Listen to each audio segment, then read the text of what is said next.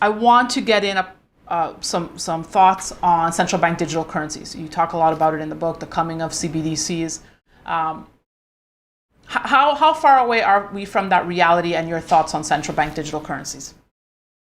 I don't know, 1, 2 years, something like that. I actually hope they're a little bit late so that the crisis comes before then, because this would be the method for them to get everybody into it, and then you're trapped. Once we're all using central bank digital currencies, uh, right now they inflate the currency supply and they transfer wealth. But if they scare people too much, you can go into other assets. Well, once they've got central bank digital currency, if they don't want you to buy gold, they just won't allow you. The currency won't buy it. The currency is programmable. They can control almost every aspect of your life once we get on any programmable currency, where they can, if they don't like you, they can make it so that you can't spend any currency within a 5 mile radius, outside of a 5 mile radius of your home. If they don't want you to travel, you won't be able to buy airline tickets or take an Uber or pay for a hotel room. And once they get you into this, now I should have prepared and had this little bill, but in Taiwan, they came out with a note that was a temporary note to stimulate the economy. They printed a whole bunch of currency that had an expiration date on it. And so as it starts reaching its expiration date, nobody wants to hold it. Velocity picks up, but the value of its purchasing power diminishes. And they can do, if they think they need to stimulate the economy, what they can do is punish you by charging you 10% on your savings.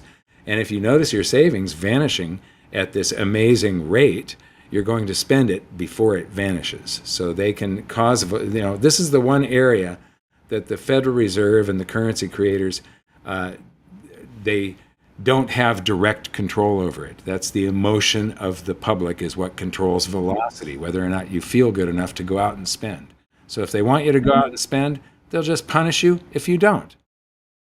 Let's bring this up. Okay, I'm just curious to know if you have thoughts, if there's any correlation between that and everything we're seeing in news from, UFOs being shot down, spy balloons. Is this all part of one big distraction, and for what? What's any feeling of what the game plan is here? What are they trying to do?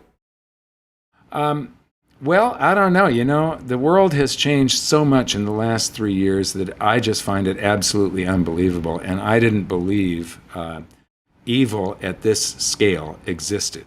And it does. There's a lot of distraction going on. What I would urge people to do, I don't pay attention to all of it all the time. And what I do is I try to focus on understanding the system behind it. And when you are looking at the system and then where the economy is, so the economics and where the economy currently is, if you can hold all, that's one of the things about this book is I was trying to cram in a very small, easy to read. I mean, it's not a real thick, intimidating, daunting book.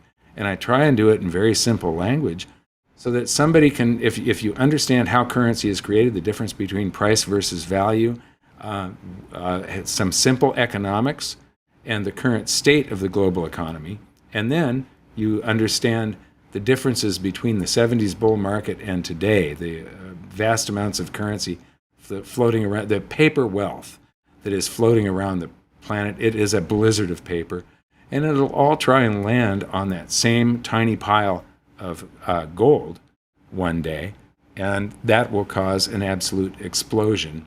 It's a wealth transfer that happens from the people that are coming late to the party to the people that got there early. But if you can hold all of these things in your mind at once, you sort of get a painting of what the future might be. Do you think that we'll see gold-backed currencies? I hope so, because I would rather have them use gold than a gold-backed currency. When you go on a gold standard, it just opens the door again for this whole scam to start all over again. If you are paying for things in grams of gold or nanograms or whatever it takes, anybody that says there's not enough gold, doesn't know fundamental economics. That they actually, if they say there's not enough gold, they don't know how to do division.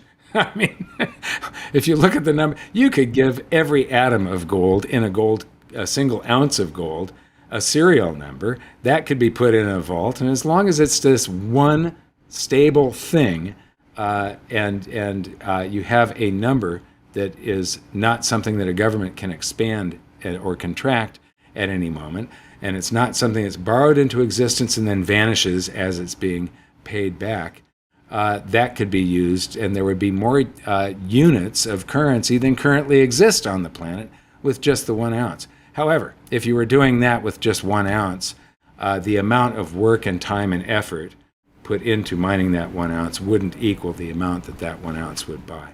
Gold and silver are honest money. They're not just, we're not just talking about sound money. We're talking about honest money, because there's no fraud and theft involved.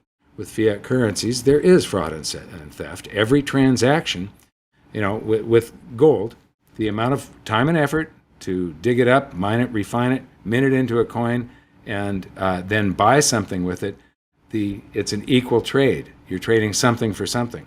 With fiat currency, when you borrow currency into existence by saying, here's this house I found, I want to borrow $1 million, and the bank imagines $1 million worth of IOUs into your account, you pay the seller with those IOUs, it's a trade of nothing for something, and that's fraud and it's theft. I want to wrap with this, with the few minutes we have left, Mike. I started by saying your first book came out in 2008. Now you're out with this book, 2023, obviously a labor of love. And you've obviously accumulated a lot of knowledge along the way. Just, is there one thing that stuck out for you that